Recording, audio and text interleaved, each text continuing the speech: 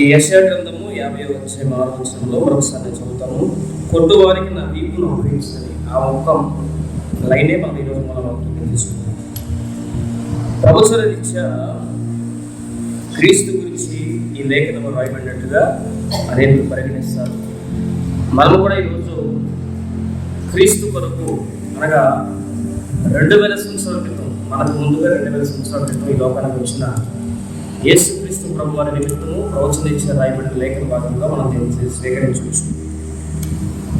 కొట్టువారికి నా వీపు అప్పగించింది అన్నాడు. కొట్టువారికి అప్పగించడం, కొట్టువారికి అప్పగించడం అంటే కొట్టేవాడు సిద్ధంగా ఉంటాడు కొట్టడానికి. అవునా? బాధపరచడానికి ఇష్టపడే వారికి మనం అప్పగించబడ్డాం. అది సాధారణమైన విషయం కాదు. మన మీద ఎవరికైనా కోపం ఉందనుకోండి, వాడి దగ్గరికి వెళ్ళి తిట్లు తినాలనుకోవడం సాధారణమైన విషయం కాదు. మనల్ని ఎవడో కొట్టాలనుకున్నాడు, మనం తప్పించుకుని తినడం గొప్ప విషయం కాదు. వాడి చేతుల్లో గెలిపి మనం పడిపోయి వాడికి అప్పగించుకోవడం చాలా గొప్ప విషయం. యేసుక్రీస్తు ప్రభు వారు తన వీపును అప్పగించాడు. శరీరంలో ఎక్కువగా కండగలిగిన ప్రదేశం, విస్తారమైన ప్రదేశం ఏదైనా ఉందంటే వీపు. ఫ్లాట్గా ఉంటుంది ప్రతి ఒక్కరికి వీపు దేనికి సాదృశ్యం అంటే ఆధారములకు సాదృశ్యం. వెన్నుముక ఉంటుంది కదా వీపులో, ఆధారములకు సాదృశ్యం, బలానికి సాదృశ్యం. కొట్టేవారికి ప్రభువు వీపును అప్పగించాడు. కొట్టేవారికి ఆ సందర్భాన్ని మనం రియాలిటీలో పెట్టి చూస్తే యోహాను సువార్త 19వ అధ్యాయము 1వ వచనం. యేసును పట్టుకొని ఆయనను కొరడాలతో కొట్టించెను. సైనికులు చాలండి. పిలాతు యేసును పట్టుకొని కొరడాలతో కొట్టించెను. యేసు ప్రభువును శిక్ష వేసినప్పుడే సందర్భాన్ని సీన్ రీకన్స్ట్రక్షన్ అనే కాన్సెప్ట్తో మనము చూడగలగాలి. ఈ డిపార్ట్మెంట్ వాళ్ళు, పోలీస్ డిపార్ట్మెంట్ వాళ్ళు కానీ, లేదంటే క్లూస్ డిపార్ట్మెంట్ వాళ్ళు, లేదంటే ఇతరత్ర హత్యలు, మారణ హోమాలు, బాంబ్ బ్లాస్ట్ జరిగినప్పుడు, కొన్ని సంఘటనలు, దొంగతనాలు జరిగినప్పుడు, దానికి సంబంధించిన నేరస్తులు దొరికినప్పుడు ఆ నేరస్తుని తీసుకుని ఏం చేస్తారంటే హత్య చేసిన ప్రాంతానికి, దొంగతనం చేసిన ప్రాంతానికి తీసుకుపోయి నువ్వు ఎలా హత్య చేసావు, ఏ విధంగా నువ్వు చొరబడ్డావు, ఏమేమి తీసుకెళ్ళావు, ఆ రోజు నువ్వు దొంగతనం ఎలా చేసావు ఒకసారి మా ముందు అలా చేసి చూపించు, ఆ రోజు హత్య ఎలా చేసావు మా ముందు అలా చేసి చూపించు అని చెప్పేసి ఆ సందర్భము జరిగిన, ఆ సంఘటన జరిగిన ఆ ప్రదేశంలోకి వెళ్ళి, అది జరిగి చాలా దినాలు అయినప్పటికీ ఆ సంఘటనను వాడు ఇమాజిన్ చేసుకునే ప్రయత్నం చేస్తారు. They are going to imagination the situation of that scene. ఆ సంఘటనలో వారు ఏదైతే అర్థం చేసుకోవాలనుకున్నారో దాన్ని చూడగలిగే ప్రయత్నం చేస్తారు. దాన్ని సీన్ రీకన్స్ట్రక్షన్ అంటారు. మీకు బాగా అర్థం కావడానికి రీసెంట్గా జరిగిన సంఘటన, హైదరాబాద్లో నిర్భయ అనే ఒక అమ్మాయిని అత్యాచారం చేసి అమ్మాయిని చంపి పెట్రోల్ పూసి తగలబెట్టారు. ఆ హంతకులను పోలీసులు ఛేదించి పట్టుకున్న తర్వాత వారిని ఆ సీన్ రీకన్స్ట్రక్షన్ పేరు మీద ఏం చేశారంటే హత్య చేసిన ప్రాంతానికి తీసుకుని వెళ్ళి, అమ్మాయిని చంపిన ప్రాంతానికి, అక్కడ మీరు ఎలా తీసుకొచ్చారు అమ్మాయిని, ఏ విధంగా హతమార్చారు, ఎలాగో అమ్మాయిని కాల్చి చంపారు అనేది మీరు ఒకసారి చేసి చూపించండి, మీరు ఏ విధంగా మీరు ప్రొసీడ్ అయ్యారో, ఏ విధంగా మీరు ముందుకు సాగారో ఒకసారి మాకు ఆ యాటిట్యూడ్ అంతా మీరు ఇక్కడ కనపరుస్తుంది అని చెప్పి పోలీసులు ఏం చేస్తారంటే పాయింట్ బై పాయింట్ ప్రతి ఒక్కటి క్షుణ్ణంగా పరిశీలించే ప్రయత్నంలో పోలీసులు సీన్ రీకన్స్ట్రక్షన్ పేరు మీద వాళ్ళు అక్కడ తీసుకెళ్ళారు. ఈ నిర్భయ నేరస్తులు తీసుకెళ్ళి వారిని పారిపోతున్నారని చెప్పేసి వారిని హతమార్చి చంపారు, వారిని ఎన్కౌంటర్ చేసిన విషయం పక్కన పెడితే, సీన్ రీకన్స్ట్రక్షన్ అంటే అంతకుముందు సంఘటన జరిగినప్పుడు వాళ్ళు అక్కడ లేకపోయినా సంఘటన జరిగినట్టుగా వాళ్ళు ఇమాజిన్ చేసుకుంటారు.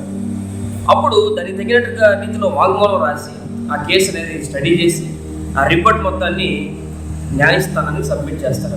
అందుకు రీకన్స్ట్రక్షన్. యేసుక్రీస్తు ప్రభువారు పడిన పాటలు సాధారణంగా వింటే అర్థమయ్యేవి కాదు, లేదంటే మామూలుగా మనం గ్రహిస్తే మనం గ్రహించగలిగేది కాదు. ఒకసారిగా మనం ఏం చేయాలంటే దీని గురించి పరిశీలన చేసేప్పుడు ప్రభువును పిలాతుకు అప్పగించిన నాటి నుండి మరణించి తిరిగి లేచిన సందర్భం వరకు ఏమండి, ఆయన పనులు ఉంటారు, మీరు నా పనులు ఉంటుంది. ఎలా తీస్తున్నారో చూస్తున్నారా? ఇందాక చెప్పాను కదా మీకు, ప్రాముఖ్యమైన లేఖన భాగం మనం ధ్యానం చేసేది. ఇది దృష్టికి పెట్టండి. ఈరోజు లేఖన భాగం మీకు అర్థమైతే ఐఎమ్ బ్లెస్డ్. ఈ ధ్యానం నేను ధ్యానించిన తర్వాత నేను దీవించబడ్డాను, నాకు బలం వచ్చింది, శక్తి వచ్చింది. మీరు అర్థం చేసుకుంటే మీకు ఒరిగిద్ది. అటు ఇటు దిక్కులు చూశారనుకోండి, మీకు ఏం లాభం కలగదు. మీరు విలువారు మాత్రమే ఉండగాని అన్నాడు. చాలా శ్రద్ధగానండి. ప్రభువుని పిలాతుకు అప్పగించినప్పటి నుంచి ప్రభు పక్కనే, ప్రభు ఇక్కడ శ్రమ పడుతుంటే మనం అంత దూరంలో చూస్తే గొల్గొతా కొండ మీద ఆయన సిలువ వేయబడే వరకు, పునరుద్ధానాన్ని తిరిగి లేచే వరకు ఆ మన దూరం నుండి ప్రభు పడిన ప్రయాసను, ఆ పునరుద్ధానాన్ని మనం కనుక చూడగలిగితే ఎంత దండీకరంగా ఉంటుందో సార్ ఆలోచించి. ప్రభు అన్నాడు, చూచి నమ్మిన వారి కంటే చూడక నమ్మిన వారు ధన్యులు. కళ్ళారా చూసిన వాళ్ళ కంటే చూడకుండా నమ్మిన వాళ్ళు అంటే గుడ్డిగా నమ్మమని. చూడకుండా నమ్మడం అంటే అర్థం ఏంటి? విశ్వాసంతో ప్రతి ఒక్కటి నమ్మాలి. ఆయన పడిన పాటలను చూడగలగాలి, ఆత్మీయ నేత్రాలతో చూడగాలి. శరీర సంబంధమైన నేత్రాలతో వాళ్ళు చూశారు, మనం ఆత్మ సంబంధమైన నేత్రాలతో చూడగలిగినప్పుడు మన జీవితాలు ధన్యకరంగా మారుతాయి. ఈ జీవితానికి అర్థం తెలుస్తుందండి. మనిషి అనుకుంటున్నాడు, ప్రతి ఒక్క మనిషి ఉదయం లేచిన మొదలుకొని తన కోసం తను కష్టపడాలి, పని చేయాలి, కూడబెట్టుకోవాలి, బిడ్డలు కూడబెట్టాలి, లేదంటే ధనవంతులుగా మారాలి, ఇవి సంపాదించుకోవాలి. మనిషి ప్రయాసపడుతున్నాడు. కానీ వాక్యం చెప్తుంది, రేపేమి సంభవిస్తుందో నీకు తెలియదు. రేపేమి సంభవిస్తుందో నీకు తెలియనప్పుడు నువ్వు ఎలాగో గుడ్డివాళ్ళకి బతుకుతావు, నువ్వు ఎలాగో డిఫరెంట్ ప్లాన్స్తో నేడేదో రేపు పట్టణాలకు వెళ్ళి లాభం సంపాదించుకున్నావు నువ్వు ఎలా అనుకుంటావు? పలానా ఉద్యోగం చేసావు, వ్యాపారం చేసావు, నా వరకు నేను బతుకుతాను ఎలా అనుకుంటావు? ఇది ప్రభుని ఎరగని వాళ్ళు కూడా అనుకుంటారు. వాళ్ళకి నీకు వ్యత్యాసం ఏంటి? ఇక్కడ మనం చూసినప్పుడు ఒక వ్యక్తికి జీవితానికి ఉన్న పరమార్థం ఎప్పుడు తెలిసిందంటే క్రీస్తుని గురించిన అవగాహన అతనికి వచ్చినప్పుడు, క్రీస్తు రాక పరమార్థం అర్థమైనప్పుడు. ఇప్పుడు మనం నవంబర్ నెలలో ఉన్నాం, నెక్స్ట్ డిసెంబర్ నెల వస్తుంది. ప్రపంచమంతా జరుపుకునే పండుగని క్రీస్తు పుట్టుకను పండుగలా జరుపుకుంటాడు. కానీ మన చేత పండగలు చేయించడానికి అది దేవుడు వచ్చింది. మా బ్రతుకునే పండగగా మార్చడానికి వచ్చాడు. మన బ్రతుకు పండుగ అంటే మన కోసం మనం కూడబెట్టుకుని, మన కోసం మనం సుఖపడి, మన కోసం మనం బ్రతికేది పండగ కాదు. ఇతరుల కోసం బతకడం పండుగ. వేదనలో, కష్టంలో, కన్నీటిలో, నలుగుబాటులో ఉన్నవారిని ఆదరించడం పండుగ. ప్రభు చేసింది అదే. ప్రభు తన కోసం తనేం బతకలేదు 30 సంవత్సరాల్లో. ప్రభువులందు విశ్వాసం ఉంచినాడు కూడా. వాడి కోసమే వాడు 30-40 సంవత్సరాలు భక్తి చేశాడు అనుకో. వాడి అవసరం తీరడానికే 30-40 సంవత్సరాలు దేవుని విశ్వాసం ఉంచాడు అనుకో. అది నిజమైన విశ్వాసం కాదు. అందుకోసం దేవుడు ఈ లోకానికి రాలేదు. ఆ ఈ లోకానికి ఎందుకు వచ్చాడంటే సిలువ వేయబడ్డానికి వచ్చాడు. 30 సంవత్సరాలు మరి ఎందుకు ఖాళీగా ఉన్నాడంటే 30 సంవత్సరాలు 33.5 సంవత్సరాలు 3 సంవత్సరాలు పరిచయం చేశాడు ప్రభు. సేవ సువార్త ప్రకటించాడు. 30 సంవత్సరాలు మాదిరికరమైన పరిశుద్ధతతో కూడుకున్న వ్యక్తిత్వాన్ని సమాజానికి సువార్తగా చూపించాడు. దేవునికి మహిమ కలుగునుగాక. తన వ్యక్తిత్వంలో దేవుడు పరిశుద్ధతలో చాటి ఏదైతే చేశాడో, దేని ప్రకారం అయితే నడిచాడో దాన్ని ప్రకటించాడు 3.5 సంవత్సరాలు. ఆ తర్వాత ఆయన వచ్చిన కార్యములు, శిలువ కార్యములు జరిగించడానికి ఆయన పూనుకున్నాడు. దేవుడు బిడ్డారా, ఇది మనం గమనించాల్సింది ఏంటంటే ఆయన ఎవరి చేత బంధింపబడలేదు, ఎవరి చేతనో అన్యాయంగా ఆయన లాక్కెళ్ళబడలేదు. ఆయన వచ్చింది మరణించుడు కొరకే. ఆయన వచ్చింది మనందరి నిమిత్తం శాపగ్రాహిగా మారి బలియాగా మారడానికి. అయితే ఆయన వచ్చాడని చెప్పేసి ఆయన ఏ విధంగా ఏదైనా చేయగలడని చెప్పేసి మనము సింపుల్గా తీసుకునే విషయం కాదు. అందుకని అంటాడు, సిలువను గూర్చిన వార్త నశించుచున్న వారికి వెర్రితనము, రక్షించబడుచున్న వారికి దేవుని శక్తి. దేవుని శక్తికి మన శక్తికి చాలా వ్యత్యాసం ఉంది. నక్కకి నాగలోకానికి అంటారు కదా, తురుపుకి పడమకి అంటారు కదా. అట్లా మన శక్తి ఎల్లకాలం ఉండేది కదా. మన శరీరానికి ఉండే బలము, శక్తి, జ్ఞానానికి ఉన్న శక్తి, మన శరీరానికి ఉన్న శక్తి, మన ఆలోచన పరిజ్ఞానానికి ఉన్న శక్తి, ఇవి ఎల్లకాలం ఉండేవి కాదు. అవి వయసును బట్టి తగ్గుతూ ఉంటాయి. మనము నిమిత్తం మాత్రమే లోకంలో. కానీ దేవుని శక్తిని మనం అనుభవించాలంటే ఆ సిలువను గురించిన ధ్యానము చాలా క్షుణ్ణంగా మనం పరిశీలన చేయవలసిన అవసరం ఉంది. పిలాతు ఆయనను తీసుకుని పోయి కొరడాలతో కొట్టించాడు. కొరడాలు అంటే సాధారణమైన కొరడాలు కాదండి. చరిత్రను మనం వెతికితే యూదులు ఏ విధంగా ఆ నేరం చేసిన వాడు శిక్షించేవాడని చూస్తే వాడు చేసిన నేరానికి తగినట్టు వాడు శిక్షించేవాడు. చిన్న దొంగతనం చేసేవాడండి, కొరడా దెబ్బల్లో కూడా లెవెల్స్ ఉన్నాయి. తగిన కొరడా దెబ్బలు ఒకవేళ వాడు అంత హత్య చేశాడు అనుకోండి, కొంచెం కఠినంగా. ఒకవేళ వాడు ఏదైనా నేరం చేశాడు అనుకోండి, ఏదైనా తప్పిదం చేస్తాడు, దానికి తగినటువంటి మూల్యం వాడు చెల్లించేవాడు శిక్ష అనుభవించడం ద్వారా. కానీ యేసు ప్రభువు మీద వారికి వచ్చిన కోపానికి గల కారణం ఏంటంటే, ఇతడు దేవదూషణ చేశాడు, ఇది క్షమించరాని నేరం. ఇతడు దేవదూషణ చేశాడు, నేను దేవుని కుమారుడు అంటాడు, నేనే మార్గమును అంటాడు, సత్యమును అంటాడు. ఇతడు దేవుడు ఎట్లా అవుతాడు? ఇతడు వడ్లవాని కుమారుడు కదా, ఇతడు వడ్లవాడే కదా. ఒక సందర్భంలో వడ్లవాని కుమారుడు అన్నారు, ఇంకొక సందర్భంలో వీడు వడ్లవాడు కాడా అన్నారు కొంతమంది శాస్త్రులు, పరిసయ్యులు. మరి ఆనాటి ప్రధాన యాజకులు మనం చూసినప్పుడు వారు ప్రభుని అత్యంత భయంకరంగా తోడనాడారు. ఆయన దెయ్యాల అధిపతి బయల్జెబూల్ అన్నారు. ఆ రోజుల్లో యేసు ప్రభు కాకుండా ఇంకా కొంతమంది దెయ్యాలు వెళ్ళగొట్టేవాడు, వాళ్ళ పేరు బయల్జెబూల్. ఇతరు కూడా అలాంటి వాళ్ళు అనుకున్నారు. యేసు ప్రభు సహోదరులు కానీ తల్లి కానీ ఆయన ఏదో మ్యాజిక్ చేస్తున్నాడు, ఏదో తన శక్తితో ఏదో ప్రయత్నం చేస్తున్నాడు అనుకున్నారు. కానీ ఆయనగా చూడలేని పరిస్థితి మనం అక్కడ యేసు ప్రభు జీవితంలో మనం చూడాలి. అయితే మనం ఇంకొక సంఘటన మనం చూసినప్పుడు మార్కు సువార్త 10వ అధ్యాయము 33వ వచనం. మార్కు సువార్త 10వ అధ్యాయము 33వ వచనం. మార్కు సువార్త 10వ అధ్యాయము 33వ వచనం. ఇదిగో మనం యెరూషలేముకు వెళుచున్నాము, మనుష్య కుమారుడు ప్రధాన యాజకులకు శాస్త్రులను అప్పగింపబడును, వారు ఆయన మరణ శిక్ష విధించి ఆయన అన్యుల చేతికి అప్పగిస్తాడు. ఎవరు ప్రభువును టార్గెట్ చేసిందంటే ప్రధాన యాజకులు, అలాగే శాస్త్రులు. సాధారణమైన మనుషులు కాదు ప్రభువు పడుకుంది. ఎందుకంటే ఈ ప్రధాన యాజకులకు శాస్త్రులకు ప్రభువు మీద ఉన్న కోపానికి గల కారణం ఏంటంటే, ప్రభువుకి శిష్యులు పెరుగుతున్నారు, ప్రభువులంతా విశ్వాసం ఉంచేవారు పెరుగుతున్నారు. శాస్త్రుల వైపు, పరిశీలన వైపు, ప్రధాన యాజకుల వైపు చూసేవారు తగ్గుతున్నారు. ప్రభువు కూడా ధర్మశాస్త్రానికి అనుకూలంగా కాకుండా ధర్మశాస్త్రానికి భిన్నంగా ఆయన బోధన చేస్తూ, ధర్మశాస్త్రం అంతా నిన్ను వల్ల నీ పొరుగు అని ప్రేమించుకుని ఉంది కాబట్టి మీరందరూ ఒకరికొకరు ప్రేమించండి, గాడిద గుర్తున పడితే తీలేని మూర్ఖ స్వభావం కాదు, మీరు ఏ రోజైనా ప్రేమ కలిగి ఉండాలని ప్రభు చెప్పే బోధలకు వారు విపరీతమైన కోపేద్రికులైనట్టుగా మనం చూస్తున్నాం. అయితే ప్రభువు ముందుగానే చెప్పినట్లుగా ఆయన శాస్త్రుల చేతికి, ప్రధాన యాజకుల చేతికి, పరిశీలన చేతికి అప్పగించబడినప్పుడు మనం గమనించాలి, ఆయన తీసుకుపోయి ఫిలాతుకి ఇస్తారు. ఫిలాతు కొరడాలతో కొట్టిస్తాడు. ఈ కొరడాలు ఇందాక చెప్పాను కదా, కొరడాలు రకరకాల కొరడాలు అంటే యేసు ప్రభువును ప్రత్యేకంగా వారు ట్రీట్ చేశారు, యేసు ప్రభువును ప్రత్యేకంగా వారు శిక్షించారు. ఆయన శిక్షించిన కొరడాలు ఏ విధంగా ఉంటాయి అంటే, నేను సింపుల్గా ఒక్కొక్క మాటలో చెప్తాను. కొరడాకి దాదాపు ఒక 10 పాయలు ఉంటాయి, చేతికి హ్యాండిల్ ఉంటుంది, దానికి 10 పాయలు ఉంటాయి. ఆ 10 పాయలకు చివర ఒక్కొక్క పాయకేమో గుండ్రని బంతులు ఉంటాయి, బరువు కలిగిన బంతులు. ఒక్కొక్క పాయకి, ఒక్కొక్క తీగకి చిన్న చిన్న ఎముకలు ఉంటాయి. శరీరం మీద బలంగా ఈ కొరడాతో కొట్టినప్పుడు, శరీరం మీద బలంగా కొట్టినప్పుడు ఒకసారి ఊహించుకోండి, we have to go the situation of crucifixion. ప్రభువును సిలువేసినప్పటికీ నీ నేత్రాలతో శిక్షణ చూడగలిగితే నీ బ్రతుకు ధన్యం అంతే. ఆ భయంకరమైనటువంటి ఆ కొరడాతో దేహంలో కొట్టినప్పుడు ఆ ఎముకలు, వంకర తిరిగి ఉండే ఎముకలు శరీరాన్ని చీల్చేవి, చర్మాన్ని చీల్చేవి. చీల్చినటువంటి ఆ చర్మమును ఈ బంతులు బలముగా వెళ్ళి పోదేవి.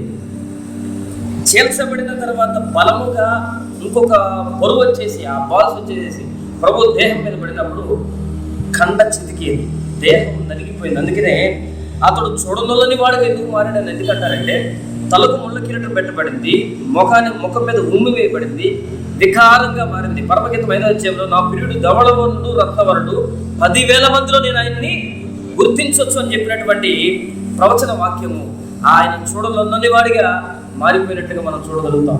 ప్రియమైన బిడ్డలారా, యేసు ప్రభువు ఫిలాతుకు అప్పగించబడిన నాటి నుండి ఆయన కలువరి శిలువలో ప్రాణము విడిచే వరకు కూడా ఆయన పడిన పాటలు, ఆయన పొందిన హింస ఈ లోకంలో ఎవడు పడలేనిది, ఎవడు పడ్డానికి కూడా ఇష్టము కాని ప్రయాసాన్ని పొందాడు. ఎందుకు ఇదంతా జరిగిందంటే, మనము చేసిన అతిక్రమమును బట్టి ఆయన గాయపరచబడ్డాడు, మన దోషములు బట్టి ఆయన మీద పడిన ప్రతి ఒక్క దెబ్బకు కారణము నేనే అనుకున్నప్పుడు నాలో పరిపక్వత వస్తుంది.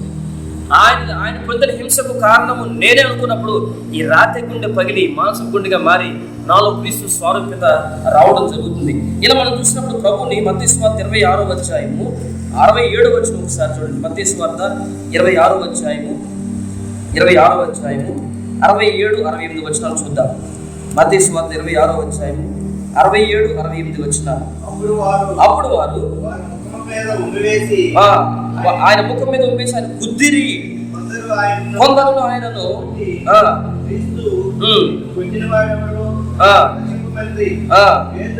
చాలండి. క్రీస్తు నిన్ను కొట్టిన వారెవరో అని చెప్పుమని. అంటే కలువరి శిలువలో మనం చూసినప్పుడు ఆయనకు కుడి పక్కన ఆయన పక్కన దొంగలు ఆయనతో సరి సమానంగా శిక్ష సిలువ వేయబడతారు. అయితే ఆయనను దారిన పోవువారు, అటుకుండా పోవువారు కూడా అప్పసించారు. అంటే ప్రభువును ఏనాడు పట్టించుకున్నాడు. ఆయన సిలువ శ్రమపడుతున్నా పోతే పోనీ మనకెందుకులే అనుకున్నవాడు, సంబంధము లేనివాడు కూడా ప్రభువుని అపహసించారు.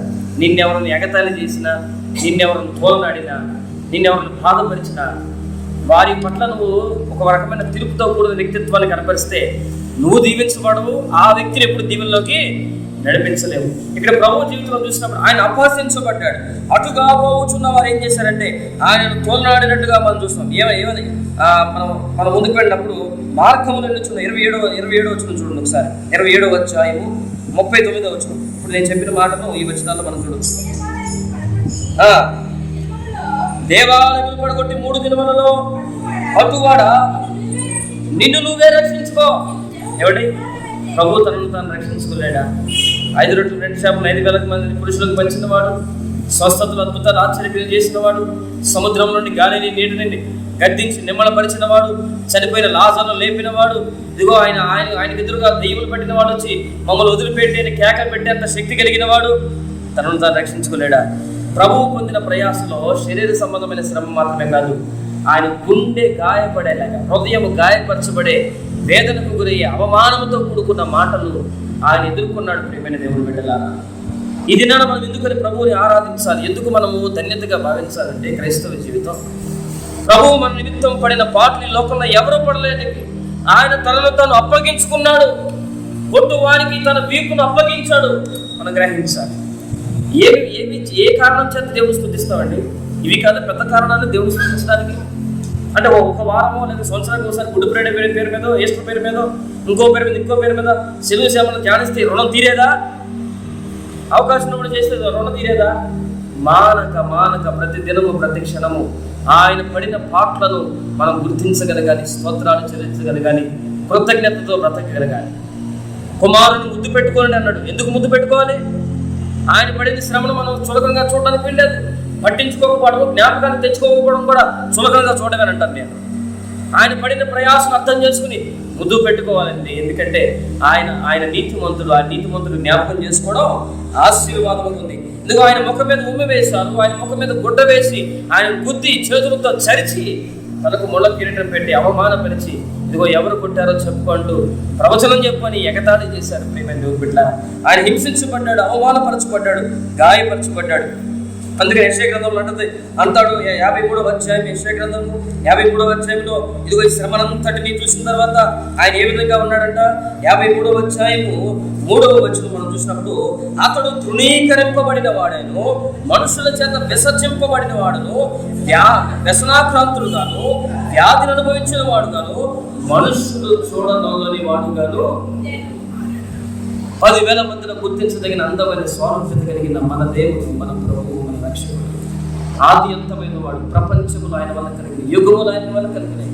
మన పుట్టుకకు కారణమైన వాడు, తన తలంపుల్లో జగత్తు పునాది వేయబడక మునిపే మనల్ని కన్నవాడు, ముదుగువచ్చు వరకు ఎత్తుకుని వాడైనటువంటి వాడు చూడగలని వాడిగా మారాడండి. చూడగలని వాడిగా మారాడు. యేసుక్రీస్తు ప్రభువాన్ని సిలువ వేయడానికి ముందు ఫిలాతు కొరడాతో కట్టించడానికి ప్రభువును అప్పగించినప్పుడు దాదాపు 15 అడుగుల పిల్లలు, 12 అడుగుల నుంచి 15 అడుగుల పిల్లలకి ప్రభువుని కడతారు. ఆయన 2 చేతులు బలముగా లాగి ఆ దొంగకు కట్టినప్పుడు, ఆయన పాదములు నేల నానకుండా ఆయన అప్పుడు వేలాడదీయబడినప్పుడు, శరీరం అటు ఇటు తిప్పుకోవడానికి అవకాశం లేనప్పుడు ఆయన ఘోరమైన హింసను పొందాడు. యేసు ప్రభు వారు మరలా చెప్తున్నారు, ఇప్పటివరకు ఈ మర్మం మీకు ఎవరు చెప్పుకుంటారు? 30 సంవత్సరాల జీవితంలో ఎందుకు స్వార్థ ప్రకటించలేదంటే, నేను రాత్రికాల సమయంలో ఆన్లైన్ సెషన్లో ఈ విషయం రివీల్ చేసినప్పుడు పరిశుద్ధాత్ముడు 30 సంవత్సరాల జీవితంలో కల్మషం లేనివాడు, పవిత్రుడు, నిర్దోషి, నిష్కల్మషుడు, పాపులలో చెరక ప్రత్యేకంగా ఉండి తన వ్యక్తిత్వంలో పరిపూర్ణమైన పరిశుద్ధతను ప్రపంచానికి చాటి ఒకప్పుడు అన్నాడు, కొనొక సమయంలో అన్నాడు ఆయన, నాలో పాపమును ఎవడు స్థాపించలేదు. అంతటి నీతిమంతుడు, రోషం కలిగిన వాడు ఇదిగో ఫిలాతు చేతికి అప్పగించబడిన తర్వాత కొరడంతో కొట్టని ఆయన తీసుకుపోయిన తర్వాత ఆయన 2 చేతులు పైకి ఇలా కట్టివేయబడతాయి. 2 చేతులు దొంగ కట్టివేయబడినప్పుడు, ఆయన పాదాలు నేల మీద ఆనడానికి అవకాశం, నిలబడడానికి అవకాశం లేకుండా ఆయన బంధించినప్పుడు ఈ వాక్యపు నెరవేర్పు, యెషయా గ్రంథం వాక్యపు నెరవేర్పు ప్రేమికులు పెట్టారా యేసు ప్రభు జీవితంలో జరిగింది. కొట్టుటకు తన వీపును అప్పగించాడు. మనకు రక్షణ ఎక్కడి నుంచి వచ్చిందంటే ఆయన పడిన పాటల నుంచి కదా. మనం ఎవరి కోసం నిందలు పడకుండా, ఎవరి గురించి మనం బాధపడకుండా, ఎవరి గురించి కన్నీరు కాచకుండా, ఎవరిని ఆదరించకుండా ప్రేమించుకుంటే మనం ఎవరు రక్షిస్తాం? అసలు ఈ లోకంలో మనం ఎవరు రక్షిస్తాం? ప్రభు ఆనాడు ఎంత కఠినమైన శిక్షకు అప్పగించుకున్నాడు తనను తాను మన నేత్రాలతో చూడగలగాలి. పాలుగారి దేహం పైన ఒక పాట రాశాడు. ఆయన శరీరం ఎంత పరిశుద్ధత కలిగింది. వృద్ధులు ముఖం తేజస్సుగా ఉంటుంది. వృద్ధులు చాలా మంది చూసినప్పుడు, ఎక్కువ ప్రార్థనా పనులు వృద్ధాప్యం వచ్చినప్పుడు ముఖం తేజస్సుగా ఉంటుంది చాలా మంది. ఎందుకు కూడా తప్పుతున్నారు? పాపపు స్థాయి, పాపపు ఆనవల వ్యక్తులు వెళ్ళినప్పుడు వాడు తేజస్సు, వెలుగు కలిగినోడుగా కనిపిస్తాడు. యేసు ప్రభుల మచ్చుకు ఏ మూలం కూడా పాపము లేదు. ఆయన పరిశుద్ధుడుగా ఉన్నాడు. అరికాల నుంచి నన్నెంత వరకు ఆయన పరిశుద్ధత కలిగిన దేవుడు. ఆ దేవుడు ఇంకెంత అందమైన వాడు. అందుకే నేను ప్రవచించి రాశాను, 10,000 మందిలో గుర్తించదగిన అందమైన వాడు. ఆయన తన దేహమును శిక్షకు అప్పగించినప్పుడు చిందర బందర చేశారంటే దేహాన్ని. ఆయన దేహంలో గాయము లేని ప్రదేశం లేదు. దేహంలో గాయం లేని ప్రదేశం లేదు. మనము చేసిన అతిక్రమాలను ఆయన ఎంతగా బాధించింది అంటే, ఈ శ్రమ అంతటిని ఆయన దూరదర్శిగా, దీర్ఘదర్శిగా చూడగలిగిన వాడే గెత్సెమనే తోటలో వేదనకు గురై, ప్రభువా ఈ గిన్నెను నా యొక్క నుంచి ఎందుకు వేడుకున్నారు అనుకున్నారు? ఆయన పొందే అవమానం, శిక్ష ఈ లోకంలో నా నిమిత్తం ఎవరు పడలేదు. అది నేను అర్థం చేసుకున్నప్పుడు నాలో మార్పు వస్తుంది. అది అర్థం చేసుకున్నప్పుడు నేను 10 మందికి దీవెనకరంగా మారగలను. ప్రియమైన దేవుని బిడ్డలారా, ఆయన శరీరం అంతా కూడా గాయపరచబడింది. వీపు నాకంటే చాలా పడుతున్నప్పుడు. అందుకని కీర్తన గ్రంథం 129వ కీర్తన 3వ వచనం అంటాడు. 129వ కీర్తన 3వ వచనం, దున్నువారు నా వీపు దున్నిరి, వారు చాలను పొడవుగా. అయ్యో, ఈయన వీపును అప్పగిస్తే వాళ్ళు ఏం చేశారంటే చాలను అంటే మీరు గమనించాలి, లెక్క ప్రకారం శిక్షించాల్సిన దానికంటే ప్రభువుని ఎక్కువగా శిక్షించారు. దొరికాడురా మనకి. ఇంతకాలం దేవదోషం చేసిన వాడు, తన వైపు ప్రజలు తిప్పుకున్నవాడు, స్వస్థపరిచిన వాడు, మనకు ఫేమ్ రాకుండా చేసిన వాడు దొరికాడురా అని ప్రభువును అత్యంత కఠినముగా గాయపరిచారు. ప్రియమైన దేవుని బిడ్డలారా, అత్యంత కఠినముగా గాయపరిచారు. అందుకని ప్రవచనం ఇచ్చి రాయబడింది, ఇదిగో ఆయన కొట్టుడకు తన వీపును అప్పగిస్తే వారు చాలా పొడవుగా చేసి ఏం చేశారంట? ఆ దేహమును దున్నారు. దేహము దున్నడం ఏంటండి? పొలాన్ని దున్నుతారు, నేలను దున్నుతారు కదా. నేలను కదండి దున్నేది. దేహాన్ని దున్నడం ఏంటండి? మనకు రక్షణ, విమోచన ఎక్కడ నుంచి వస్తుందంటే, అతడు పొందిన గాయముల చేత మనకు స్వస్థత. అతడు పొందిన గాయం అంటే ఆయన గాయపడ్డాడు, మరి స్వస్థత లేదే మన బ్రతుకులకి అంటే ఇంకా మన శరీర సంబంధమైన దౌర్బల్యము, పాపము మన జీవితంలో ఏలుతున్న బట్టి, ఆ గాయాలను చూసి మనం పశ్చాత్తాపడి బ్రతుకును మార్చుకోకబట్టి మనకు రోగాలు. మన వ్యక్తిత్వంలో పరిపూర్ణమైన మార్పు రావడం కోసమే ఏ శరీరం అయితే మన కోపానికి, అసూయకు, పగరుకు, ఈర్ష్యకు, లోక సంబంధమైన పాపాలకు తీసుకుని పోతుందో ఆ శరీరాన్ని ఆయన గాయపరిచి, గాయాలకు అప్పగించి, దున్నుటకు అప్పగించి, ప్రియమైన దేవుని బిడ్డలారా, వాటిని చూసి నీ బ్రతుకులు మార్చుకుంటే నీకు స్వస్థత కలుగుతుందని చెప్తున్నాడు. యేసు ప్రభు గతంలో కూడా స్వస్థతలు చేశాడు, అద్భుతాలు చేశాడు. ఏ ఒక్కడు సువార్త ప్రకటించిన చరిత్రలో లేదు. కానీ గాయాలు చూసినాడు, దున్నబడిన వీపును చూసినాడు. బతుకుని ఎట్లా మార్చుకున్నారో తెలుసా? హెబ్రీ రాసిన పత్రిక 11వ అధ్యాయం, 36వ వచనం. హెబ్రీ రాసిన పత్రిక 11వ అధ్యాయం 36వ వచనం. తిరస్కారములను, కొరడాదములను, ఖైదును అనుభవించిరి, రాళ్లతో కొట్టబడిరి, రంపములతో కోడిబడిరి, శోధింపబడిరి, ఖడ్గముతో చంపబడిరి, గొర్రె చర్మములు, మేక చర్మములు కప్పుకుని దరిద్రులయండి శ్రమపడి హింస పొందొచ్చు, అడవుల్లోను, కొండ వీధుల్లోను, కొండ గుహల్లోను, సొరంగములోను తిరుగులాచు సంచరించి. ఎవరండి వీళ్ళు? పరలోకం నుంచి వచ్చిన దేవదూతలా? రాళ్లతో కొట్టబడే త్యాగం ఎక్కడి నుంచి వచ్చింది? ఆ సహనం ఎక్కడి నుంచి వచ్చింది? రంపాలతో కోయబడడానికి వాళ్ళు ఎలా అప్పగించుకున్నారంటే, నేను చెప్తాను, ప్రభువు నా నిమిత్తం శ్రమ పడ్డారు అని వారు గ్రహించారు. ఆయన వీపు అప్పగించుకున్న ఆ వీపును నాగటి చాల వలె దున్నారు.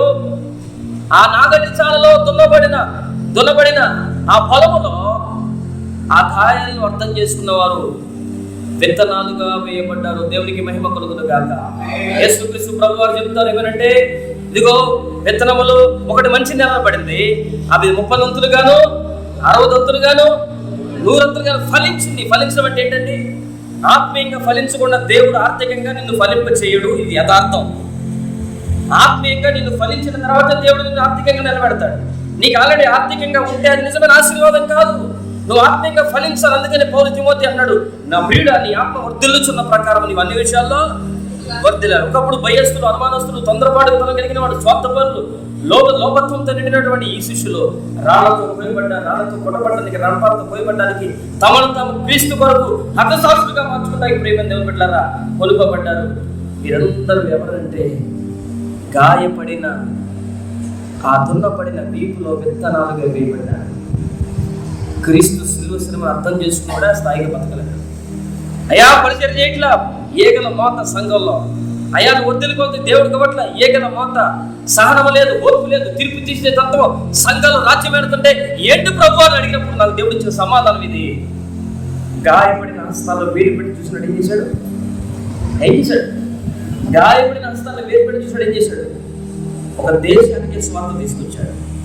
భయంకరంగా గుర్రాలతో తొక్కబడి చంపబడ్డారు, తలకిందులుగా సిలువ వేయబడ్డారు, రంపాలతో ఒకడు నడిమికి పోయబడ్డాడు, రాళ్లతో కొట్టి చంపబడ్డారు, హింస పొందారు, ఖడ్గాలతో నరికించుకున్నారు.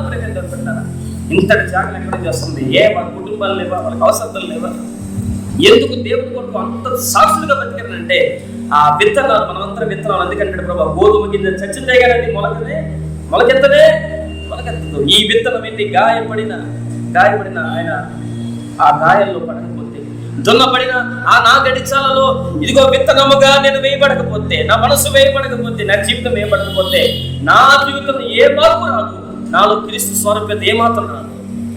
ఒకప్పుడు భయస్తులు, ఒకప్పుడు అనుమానస్తులు, ఏమాత్రం ప్రభు నాకు తెలియదని 3 సార్లు అబద్ధం చెప్పినాడు. ఎంత దారుణంగా ప్రభు కొరకు అర్థసాక్షిగా మారాడండి. ఎంత దారుణంగా మారాడండి. ప్రభు ఎవరు నాకు తెలియదన్న పేతురు ప్రభు కోసము హతసాక్షిగా మారాడు. అతను సువార్త చేసినప్పుడు అతన్ని చంపడానికి, సిలువ వేయడానికి అప్పగిస్తే, నేను మామూలుగా సిలువ వేసే అర్హత నాకు లేదు. ప్రభు మామూలుగా సిలువ వేయించుకున్నాడు, నన్ను తలకిందులుగా వేయాలని భయంకరమైన మరణాలు అనుభవించారు. వీరు నిజమైన ఫలింపుతో కూడుకున్న విశ్వాస శిష్యులు. కష్టానికో, రోగానికో, సమస్యకో, వర్షానికో తెలిసి మనం భక్తి చేయడం మానేస్తాం, ఆరాధించడం మానేస్తాం. ఏ విధంగానంటే మన ఆరాధన దేవుడు స్వీకరించగలరు. ఒక పాట పాడితే ఆరాధన అయిపోదు, కొంతకాలం పాలు సమర్పిస్తే ఆరాధన అయిపోదు. మనము శ్రేష్టమైన విత్తనాలుగా ఆయన శ్రమను అర్థం చేసుకున్న వారమై ఆ వ్యక్తిత్వాన్ని మనలో నింపుకోవాలి. ఒకప్పుడు గాయపరిచాడు పేతురు, ఇదిగో ప్రభువునే పట్టుకుంటామని ఒకటి చెప్పుని తెగనరికాడు. కానీ ప్రభువు పాటలను అర్థం చేసుకున్నాడు. సిలువ వేయబడక ముందు వీరి వ్యక్తిత్వం ఎలా ఉంది, సిలువ వేయబడిన తర్వాత పరిపూర్ణంగా వీళ్ళ జీవితాలు మార్చబడి ప్రియమైన దేవుని బిడ్డలారా, ఈ దినాలు మనం ఎందుకని ప్రభువుని ఆరాధించాలంటే ఈ పనికిరాని విత్తనాలు శ్రేష్టమైనటువంటి నేలగా సిద్ధపరచబడిన యేసుక్రీస్తులో వేయబడ్డాయి. ఆ దున్నబడిన వీపులో విత్తనాలుగా మనం వేయబడ్డాం. మనం అర్థం చేసుకుంటే మనం ఆయన వీపులో విత్తనాలుగా పడినట్టే. ఆ శ్రమను అర్థం చేసుకుంటే, ఆ మార్చ ప్రతిని అర్థం చేసుకుంటే ఇప్పుడు దేవుడు పెట్టారా శిలువ మనం అనుకుంటాము. అడ్డగీత నిలువుగీత శిలువ అనుకుంటాం. అడ్డ చెక్క, నిలువు చెక్క. యూదులు సిలువ వేసినప్పుడు టీ ఆకారంలో ఉన్నటువంటి ఒక దొంగకు, ఒక దొంగకు చెక్క, ఆ దొంగకు ఏం చేసేవాడు? సిలువ వేసేవాడు. టీ ఆకారం పైన ఒక కమ్మి ఉండేది, దానికి అటాచ్ చేసి నిలువు ఒక కమ్మి ఉండేది. పైన ఎందుకు పెట్టేవాడు అంటే ఈ 2 చేతులు కూడా ఆ అడ్డకు బంధించబడినప్పుడు మనిషి ఎలాడుతూ ఉంటాడు. శరీరం బరువంతా కూడా ఈ 2 చేతుల మీద పడుతుంది. యేసు ప్రభువుని సిలువ వేసింది 2-3 మేకులతో మనం చెప్పుకుంటాం. కానీ చరిత్ర ఏం చెప్తుందంటే ఆయనను సిలువ వేసింది సాధారణ మేకులతో కాదు. అది చరిత్రలో మనం చూసినప్పుడు అవి నెయిల్స్ అంటాడు. నెయిల్స్ అంటే మన గోరు ఎలా ఉందండి? మన గోరు ఎలా ఉంది? ఇలా వంపు తిరిగి పడవతుంది కదా. అటువంటి రేకులను మేకులుగా, అంటే బలంగా దృఢంగా ఉన్నటువంటి చెక్కలోకి బలంగా దూసుకు వెళ్ళగలిగినటువంటి ఈ గోరును పోలినటువంటి, గోరును ఆకారాన్ని పోలినటువంటి 3 రేకులను, ఒక రేకును ఈ చేతిలో, ఒక రేకుని చేతిలో మేకుగా దించి, ఆ రేకు తిప్పబడినప్పుడు అది శరీరాన్ని చీల్చుకుంటూ వెళ్ళిపోయి వెనకాల ఉన్న చెక్కలోనికి దిగినప్పుడు, ఆ చెక్క అవతలకు వచ్చినప్పుడు దాన్ని అటువైపు వంపు తిప్పి ఇటువైపు వంపు తిప్పి శరీరాన్ని వేలాడదీసేవాడు. ఇంత కఠినంగా ఎందుకు వేలాడదీసేవాడు అంటే, అంత కఠినంగా వేలాడితేనే అంత బాధలు అనిపించగలడు, అంత బాధలు అనిపిస్తేనే అంత రక్తం స్రవిస్తుంది, అంత రక్తం స్రవించినప్పుడే ఆ వ్యక్తి త్వరగా మరణానికి అప్పగించబడతాడు. ఈ రెండు చేతుల మీద ఆ శరీరం భాగం అంతా కూడా ఆయన భరించినప్పుడు, ఆయన వేలాడుతున్నప్పుడు ఆ బరువుకి శ్వాస తీసుకోవడం కష్టమైపోద్ది. అదే పరిస్థితులు ఏం చేసాడంటే, రెండు కాళ్ళను 30 యాంగిల్స్లో పైకి మడిచి ఒకదాని మీద పెట్టి మరలా రేగులాంటి ఆ పదార్థాన్ని మరలా బలంగా కాళ్ళలో నుంచి మోది ఆ చెక్కలకు దింపేవాడు. ప్రియమైన దేవుని బిడ్డలారా, ఎందుకు ఇంత కఠినంగా శిక్షించేవాడంటే, సిలువ శ్రమలో ఆ వ్యక్తి ఆ శిక్షను అనుభవించలేక భరించలేక చనిపోవాలి. పక్కలో బొల్లె పొడిచినప్పుడు రక్తము నీరంతా కారిపోయి రక్తస్రావం జరిగి ఆ వ్యక్తి మరణించాలి. ప్రభు ఆ భారాన్ని మోసేటప్పుడు ఆ ఊపిరితిత్తులకి ఆ శ్వాస అందకపోయినప్పుడు దాహము అని అనిస్తే, ఒకవేళ గుక్కడు నీటిచ్చిన ఆ వ్యక్తి 1 పూట 2 పూటలో బతుకుతాడని ఆ వ్యక్తికి చేదు చెరికించేవాళ్ళు. అదే చేదు చెరుకును ప్రభుకు అప్పగించారు. ప్రియమైన దేవుని బిడ్డలారా, మన కళ్ళతో ప్రభు పడిన శ్రమను చూస్తే మనకు ఏది శ్రమ అనిపించదో, ఏది కష్టం అనిపించదో, అంతటి శ్రమను హింసను మన కోసం ఎదుర్కొన్న దేవుడు ఈ లోకంలో మన కొరకు ఏదైనా చేయగలరని నిరీక్షణ ఎట్టించగలుగుతుందంటే, కేవలం ఆ సిలువ శ్రమను చూసుకున్నప్పుడే. ఓరికి తినడానికో ఏదో ఆచారంగానో లేఖనం ఉందని కదండి మన ప్రభు మనం జ్ఞాపకం చేసుకుంటుంది. ఆయనను జ్ఞాపకం చేసుకున్నప్పుడల్లా ఆ స్వారూప్యత మనలోనికి నింపబడాలి. ఆయన బాధింపబడిన నోరు తెరవలేదు, బొచ్చు కత్తిరించమనేది గొర్రె మౌనముగా ఉన్నట్టు. ఇదిగో ఏ లోపము లేని ఆయన పాపన్నప్పుడు మౌనంగా ఉన్నాడు, ఘోరంగా హింసించినప్పుడు మౌనంగా ఉన్నాడు. ఆయన కలువరి శిలువలో బాధ అనిపించినప్పుడు ఎగతాళి చేసిన వస్త్రాన్ని చేతులు వేసిన మౌనంగా ఎందుకున్నాడు అంటే, ఈ శరీర దౌర్బల్యాన్ని ఆయన భరించడం ఒకటే. ఒక వ్యక్తి త్యాగపూర్వకమైన వ్యక్తిత్వం ఎప్పుడు మార్చబడతాడు, ఎప్పుడు పరిచయం చేస్తాడు, ఎప్పుడు దేవుడి కొరకు నమ్మకాన్ని చేస్తాడంటే వారికి సిలువ శ్రమ అర్థం అవ్వాలంటారు. నేను సిలువను కూర్చున్న వార్త నశించున్న వాడికి వెర్రితనం, అర్థం చేసుకోకపోతే నీకు వెర్రితనమే. రక్షించబడే మనకు దేవుడి శక్తి ప్రేమ దేవుడు పెట్టారు. ఆ భారభరితమైన సిలువను గొల్గొతా కొండ మీద మోసుకుని వెళ్తూ మోసుకుని వెళ్ళి ఆయన శ్రమ పెట్టబడి ఆకాశానికి భూమి సిలువలో వెళ్ళాడుతూ శ్రమపడిన దేవుడు ఆ సిలువ శ్రమను జ్ఞాపకం చేసుకుంటే తప్ప ఈ లోకంలో ఎవరిని జ్ఞాపకం చేసుకుని బ్రతుకు మారదు. ఒకప్పుడు పారిపోయారు ప్రభు, మాకెవడో తెలియదు అని పారిపోయారు. ప్రభు కోసం హతసాక్షులు పారిపోయారు. మన జీవితంలో మనం హతసాక్షులు అయ్యేంతగా కాకపోయినా ఆ స్థాయిలో పరిశుద్ధతను మనం కమిట్మెంట్ ముందు సంపాదించుకుంటాం. ఈ దినాన్ని ఎందుకని ప్రభుని ఆరాధించాలంటే, ఇదిగో ఆయన గాయపరచబడ్డాడు, ఆయన నలుగొట్టబడ్డాడు. ఆ శ్రమ వేదన మన జీవితాన్ని మార్చింది. నా నిమిత్తమే కదా ప్రభు నువ్వు అప్పగించబడ్డావు, ఇక నుండి నేను నీకు దూరంగా జీవించను, ఇక నుండి నేను పాపిగా జీవించను. అందుకని ప్రభు కోచోడు అంటాడు, ఇదిగో అటువంటి వారు మానక పాపం చేయుచుండి వారు ప్రభు శిలువను జ్ఞాపకం చేసుకుని వారు మోమాటము లేకుండా వాళ్ళు ఏం చేస్తారంటే మాటికి బాహాటముగా ప్రభువును శిలువ వేయుచున్నారు అంటాడు. ఈ దినాన్ని ఎందుకని ఆరాధించాలంటే మన నిమిత్తమని శ్రమ పడ్డాడు. ఎంత గొప్ప భాగ్యం అండి. కొన్ని విత్తనాలు రాతి నెలలు పండి, కొన్ని విత్తనాలు మొండ పదలు పండి, కానీ శ్రేష్టమైన విత్తనంగా ఇదిగో ఆయన గాయాల్లో మనం పడ్డావా? ఆయన గాయాల్లో మనం పడితే ఏది కూడా మనకు పెద్ద కష్టమేం కాదు. ఆ గాయాల్లో పడితే ఆ లక్షణాలు మనకు వస్తాయి. ప్రభువా నీకు స్తోత్రం, ఒక ప్రాణం పెట్టాడు ఎవడైనా చెప్పగలడు, కానీ ప్రాణం పెట్టి నీకు చేసింది ఏంటి నరకం తెప్పించాడు అయ్యేటి చెప్తారా? కాదు, నా వ్యక్తిత్వాన్ని దేవుడు మార్చాడు. నాలో ఉన్న ఈశ్వరుని ద్వేషాన్ని, పగను, కోపాన్ని, అసూయను, కామక్రోధ మదమాత్సర్యాలను జయించే కృపను దేవుడు దయచేశాడు. ఇది లోకములో ఉన్న దేవుని బట్టి కలిగేది కాదు. ఏ ఒక్కరు కూడా మనిషి కోసం ప్రాణం పెట్టలేదు, ఆయన ప్రాణం పెట్టాడు. ఆ సిలువను అర్థం చేసుకున్నటువంటి ఈ అపొస్తలులు ఇదిగో దేవుని కోసం ప్రాణం పెట్టడానికి సిద్ధపడిపోయారు. అందుకని అక్కడ అట్టి వారికి లోకము తగిలేదు కదంటే అర్థం ఏంటంటే completely they are eligible to live in heaven. పరలోకంలో బతకాల్సిన అండి, అంత త్యాగం చేసినాడు. ఈ లోకం యోగ్యమైంది కాదంటే ఇక్కడ బతకొద్దని కాదు, అంతలా బతికారు కాబట్టి ఆ లోకం వీరికి యోగ్యమైందని పరిశుద్ధాత్ముడు రాయించాడు. ఈ దినాన క్రీస్తు పడిన గాయానికి అర్థమైతే మనస్ఫూర్తి స్తోత్రాలు చెల్లించు. ఆయన శ్రమ పడితే నీ కొరకే అని నువ్వు నమ్మితే స్తోత్రాలు చెల్లించు.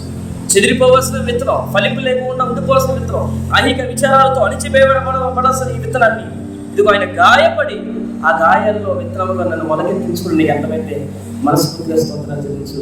ఇదిగో దేవుడు అంటున్నాడు 30 60 100 ఫలిస్తాడు. ఆయన గాయాలను అర్థం చేసుకో. ఎప్పుడు ఏది జరగాలో, ఏది సమకూడతాయి. కుమారుని ముద్దు పెట్టుకో. అందుకనే వాళ్ళకి అర్థమైపోయింది. అందుకని ఏం చేశారంటే ఆది సంఘంలో వారు స్థిరాస్తులు చరాస్తులన్నీ అపొస్తలుల పాదాల దగ్గర పెట్టారు. మొత్తం అమ్మేశారు. దేవుడి కంటే మాకే ఎక్కువ, అయ్యా 4 పూటలు 3 పూటలు తినడానికి మాత్రమే పెట్టండి, ఇదిగో మా ఆస్తి అంతా నీకే. మనమేమో ఆస్తుల కోసం, ఐశ్వర్యుల కోసం, బ్రతకడం కోసం పరుగులు పెడుతున్నాం. మనకి ఆయనకి ఎంత వ్యత్యాసం ఉంది. దేవుడు అప్పుడేమో గొప్పగా వాళ్ళని పెట్టి ఇప్పుడేమో శాతకరుడు అయిపోలేదు మళ్ళీ ఎటు కాకుండా చేయడానికి. ఆయన నిన్న నేడు రేపు ఆరని ఏకరీతిగా ఉన్న ఆయనలో చంచలత్వము గమనాగమనం లేవంటాడు. ఆయన యాకోబు అంటాడు ఆయనలో చంచలత్వం గమనాగమనం వాటి గురించిన ఛాయ కూడా లేదు. బలహీనపు ఛాయ, ఆ నీడ కూడా కనబడదంట ఆయనలో. ఏంటిది? ఆయన మారిపోయినట్లుగా, చేతగానోడుగా, బలీనుడిగా ఆ నీడ కూడా కనబడదంటాడు యాకోబు గారు. ఆనాడు బలపరిచి గొప్ప సాక్షులుగా నిలబెట్టుకుని ఇదిగో విద్యలని పాపను అడుగు పెట్టిన చోట భూమిని తలకింపులు చేసేవాడు వచ్చారన్న ఘనత వాళ్ళకి ఇచ్చిన దేవుడు మనందరి జీవితంలో కూడా పొందడు. విద్యలేని పామరులు ప్రజలను కదిలించి వేశారు. దానికి గల కారణం ఏంటంటే పునరుత్థానపు శక్తి వారిలో నింపబడింది. ఇదిగో మరణించి తిరిగి లేచిన దేవుడు ఈ మట్టి గడపను మహిమతో వాడుకుంటాడని చెప్పి సొంత మహిమను ఘనతను కోరుకోకుండా ఏం చేశారంటే ప్రభు కొరకు సాక్షులుగా జీవించారు. ఈ వారం ఏం జీవించాం మనం సాక్షులుగా? మనలో ఏ శక్తి నింపబడింది? మనం ఏ ఏ ఏ ఏ స్వరూపతను, ఏ లక్షణాలు, ఆ ప్రభు లక్షణాలు మనలో నింపుకొని మనం బతుకుతున్నాం. ప్రభు నమ్మకం వరకు నమ్మిన తర్వాత వ్యత్యాసం ఎంత ఉంది ఆలోచన చేసుకుందాం. వివేచించి తిని త్రాగుదాం. స్వపరిశీలన చేసుకుందాం. మన అతిక్రమాలను ఒప్పుకుందాం. దేవుని దగ్గర ప్రాధాన్యపడదాం. దేవుడి మాటలు దీవించును గాక. ఆమేన్.